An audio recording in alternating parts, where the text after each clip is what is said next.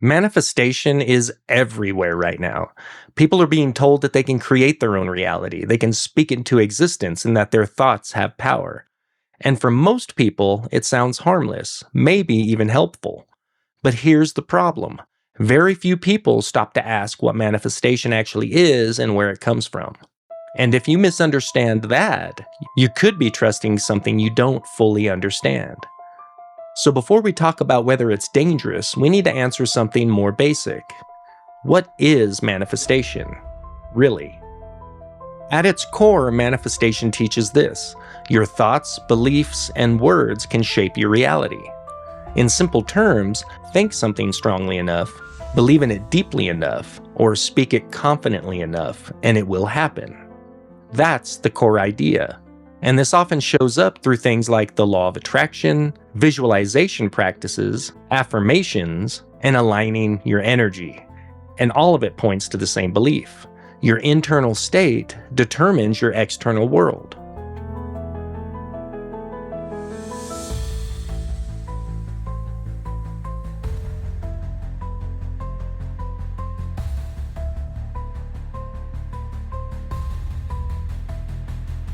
Manifestation didn't explode for no reason. It meets real needs. People want control, they want clarity, direction, and hope. And manifestation seems to offer all of that. It tells you you're not stuck, you can change your life, you have power. And in a world that feels uncertain, that's incredibly attractive. In fact, many people turn to systems like astrology or manifestation during uncertain times because they want a sense of meaning and control. But that doesn't make it true. But it does explain why it spreads so quickly. Here's where we need to slow down and think about this. Manifestation assumes something very specific, that you have the power to influence reality at a fundamental level, not just your decisions, but outcomes themselves. And many people never question that assumption, they just adopt it, because it sounds positive. And that assumption is everything, because once you accept that, it changes how you think about truth, power, and even God. But the Bible presents a completely different picture. According to Scripture, God is the only one who determines reality, not human thought. In Isaiah 55, verses 8 and 9, God says, "My thoughts are not your thoughts, and my ways are higher than your ways." That's a direct contrast. Manifestation says, "Your thoughts shape reality." But Scripture says God's will and authority govern reality, and that difference is not small. It's foundational. This is where the tension becomes clear. Manifestation ultimately teaches that you look inward for power. But Scripture says in Proverbs 3, verses 5 and 6, to trust in the Lord with all your heart and do not lean on your own understanding. That is a completely different direction. Not self-trust, God-trust. Manifestation encourages people to trust their thoughts, their desires, and their internal sense of direction. But the Bible gives a clear warning here. Jeremiah 17 verse 9 says the heart is deceitful above all things. That matters, because it challenges a core idea behind manifestation. That your inner voice is always reliable. Scripture says that's not something you should blindly trust. At first, manifestation feels simple, just positive thinking. But over time, it shifts something much deeper, where you look for guidance. Instead of asking, what does God want? People start asking, what do I want, and how do I make it happen?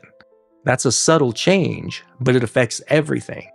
Decisions, priorities, identity, and even belief. And most people don't even notice that shift happening. One reason manifestation spreads so quickly is because it is usually packed in positive language. It sounds hopeful, empowering, and it sounds like confidence. It sounds like healing, growth, and possibility. And that matters because people are naturally drawn to ideas that make them feel strong, hopeful, in control, and less afraid. And manifestation promises all of that. It tells people you are not powerless. You can shape your life. Your mind is the key. That message is compelling, especially for people who feel stuck, anxious, discouraged, or overwhelmed. But here's the problem. Something sounding positive does not automatically make it true. A message can feel empowering and still be misleading. And that's exactly why manifesting needs to be examined carefully. Because when something comes wrapped in positivity, people often stop asking hard questions. They stop asking, is this true? Is this biblical? And what is this really teaching me to trust? Instead, they only ask, does this make me feel better? And if that becomes the standard, then clarity starts to disappear. This is one of the most important distinctions in the entire conversation. Manifestation often looks like hope, but a lot of the time, what it is actually offering is control. And those are not the same thing. Biblical hope says God is faithful even when I cannot see the outcome. Manifestation says if I think correctly and believe strongly enough, I can produce the outcome I want. Those two ideas are very different. Hope trusts God's character. Control trusts personal ability. Hope says I can trust God with what I cannot control, and manifestation says I need to control more than I thought. And once you see that clearly, a lot of the attraction starts to make more sense. At first glance, people sometimes confuse the two. Both use language like believe, speak, trust, and expect. But underneath that similar language, the foundation is completely different. Biblical faith is not faith in your inner power. It is not faith in your words. It is not faith in your mental alignment. Biblical faith is faith in God. And that difference matters because the object of your trust determines the direction of your life. If your trust is in God, then your life is shaped by surrender, obedience, prayer, and humility. If your trust is in yourself, then your life is shaped by self-reliance, control, internal authority, and personal will. Those are not minor differences. That is why manifestation is not just a different style of positivity, it teaches a different source of power. And once a person embraces a different source of power, they are no longer just using a mindset tool, they are adopting a world view. Most people don't wake up one day and say, I want to adopt a spiritual belief system that replaces my trust in God. That is not how this usually works. The shift is subtle. It begins with language that seems harmless. I'm just being intentional. I'm just visualizing success. I'm just speaking good things over my life. And at first, it may not seem serious at all. But over time, the deeper assumption settles in. My internal state controls more than I realize. And once that assumption is in place, the person begins to interpret life differently. Success gets connected to personal alignment. Disappointment gets blamed on wrong thoughts. And slowly, the center of authority moves. Not toward God, but towards self. And that's why this matters so much. Because many people are engaging with manifestation without realizing the belief structure operating underneath it. They think they are borrowing a motivational concept, but in reality, they may be adopting a new way of seeing reality that is not grounded in scripture at all. So what is manifestation? At its core, it's the belief that your thoughts shape reality and determine your life.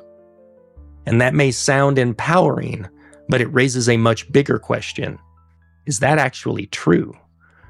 Because if it's not, then trusting it could lead you away from God without you even realizing it. Manifestation is something a lot of people are exposed to, sometimes without even realizing it. So let me ask you, when you first heard about manifestation, did it seem harmless or did something about it feel off? I want to hear your thoughts on this. And if you want more content like this, breaking down the occult and New Age topics through a biblical lens, make sure to subscribe to this channel. It helps us grow so we can reach even more people with His truth. And hit that like button. It helps to push this video out to more people just like you and me. I'll see you in the next video, and as always, God bless.